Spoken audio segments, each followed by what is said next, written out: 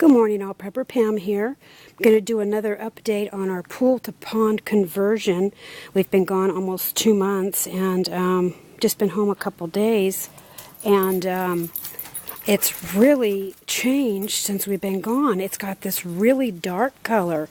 There's no mold or anything on moss or whatever you want to call it. There's no, it doesn't stink. There's no algae. You can't see any algae.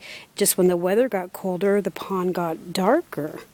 But the floating islands have just gone crazy. Look at this one here. It's awesome.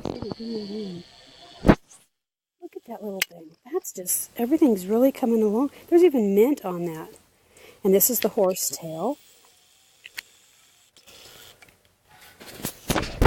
Now you can see that the cattails are starting to die back because winter's just around the corner. So those are going to die back. This is our first year with it. We don't know how it's going to do over the winter. But look at the goldfish. Goldfish are thriving.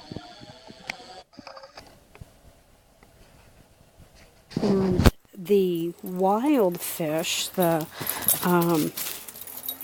bluegill, the crappie, the catfish, the tadpoles, even a turtle that's now in here, we don't know how it got here, they hang down at the bottom.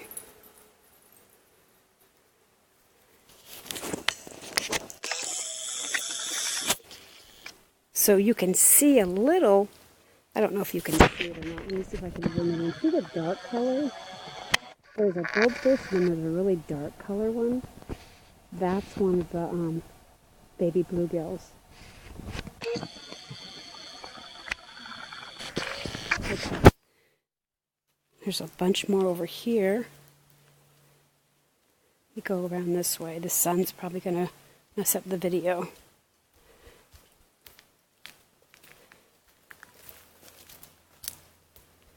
There's more horsetail. Yeah, you can see a little bit of the fish, but not too many. Can't see real well because it's so dark. We haven't swept or anything around the deck of the pool. We're leaving it, the leaves and everything, just to build up.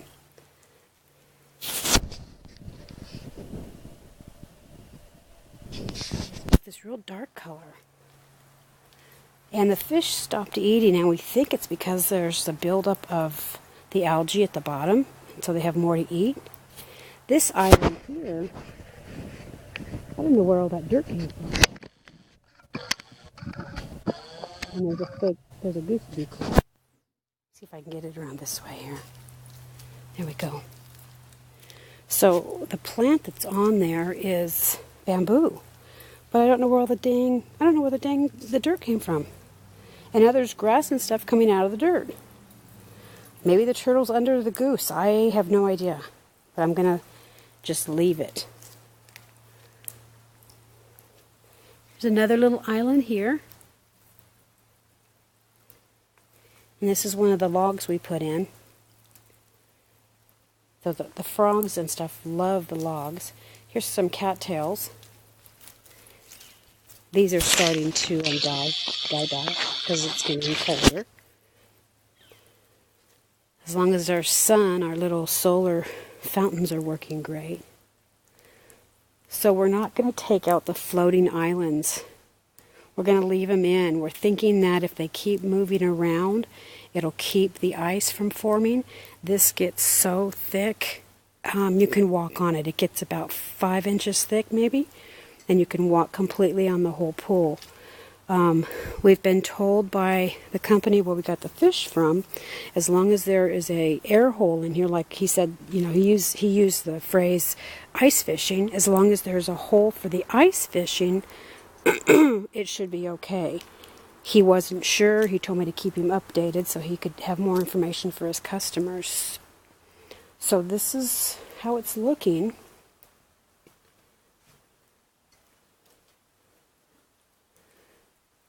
And we haven't swept or anything up here. So all the little plants, they're dying back for fall. Now our son made this while we were gone. And it just is so trippy. I love it. He's such a blessing to have here. Just a blessing. He's getting older, and we need somebody that's got more brains about themselves than we do. But he made that for us out of an old pole and just scraps that he found around the property. But all this is going back. We're not clearing any of this out anymore. It's all going back to natural. Dragonflies are in here. There's raccoons. A coyote keeps getting in. I don't know how. And somewhere a turtle showed up. We don't know where it came from. All we know is that it's in here. So the plan next year in the spring, after all the snow melts, and I'm hoping we don't get a ton of snow like we did last year, but who knows. So the plan we have is to float plastic baskets. I'm going to hang them on the sides of the pool, and I'm going to just let the vegetables float in the water. I already know the herbs do well, and I've already got a sweet potato going over there. So we're going to be, that's going to be our big goal, is to see if we can, how well this works. It's going to be kind of funky. I'm not paying for anything. It's just kind of one of the home DIY kind of deals. So I'm anxious for winter to get over, even though it hasn't even started. I'm anxious for winter to get over, so we can see how much food we can plant in this pool to pond conversion. I know tomatoes, they probably won't do well, but I don't know. I'm going to give it a shot and see just what will hold up really well like this. And it'll give more air to the pond, more places for the fish to hide. It'll give them the nutrients that they need. It'll bring in more birds. More butterflies. So I'm drawing up some ideas. I kind of have a couple ideas in mind, and we're just going to see how it goes. But whatever I do is going to be attached to the side so it doesn't sink. So it's going to have to do with some styrofoam and stuff, and maybe we'll just do a couple more of these floating islands that we've made, and put the plants inside there, and let's just see how it goes. I'm not sure yet.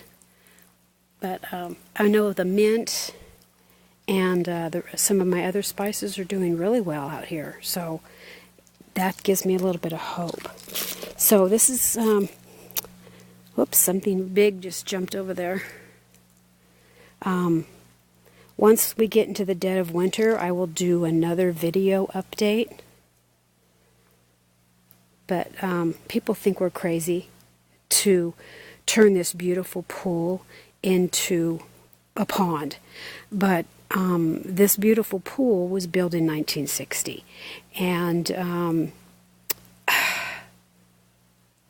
I don't know. It's going to cost. It would have cost thousands of dollars to upgrade it, and honestly, it is so cold we can't get in it. It's just you have to get in really quick and get out. It doesn't get hot enough up here to actually enjoy the expense of a built-in pool.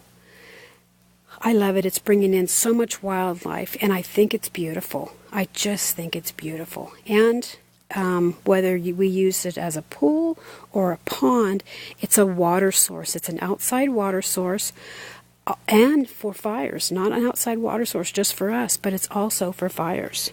So, even though I have my fish in it and stuff, the firemen can still take water out if they need it. But I love the pond effect. I love hearing the tadpoles at night. And, I looked up about the turtles, and the turtles somehow have an inner water finding sense in their mechanism makeup somehow. And maybe that's how he smelled the water. I don't know. Haven't seen him. Maybe he just came in and said hi and took off. I don't know, but we did have one in here while we were gone. So I would prefer not to have one in here because I don't want him eating all of our fish. But we'll see how that goes. But I do know that the fish have already had babies this year. We've seen them. And we also witnessed the other fish eating the live babies as soon as they were born. So this is the latest update. And we're not doing anything. This doesn't cost us a cent. Oops, something's jumping again. So now I think you can see the goldfish seem to be staying up closer to the sun. The wild fish are kind of in a hibernation mode down at the bottom. And that's what we were told that. So, anyway, I hope you're enjoying watching these videos. This is just how the plants are coming together is just really something to me. It didn't take long for nature to take over. So, thanks for all the questions and all the emails. And have a cool day. Pepper Pam out.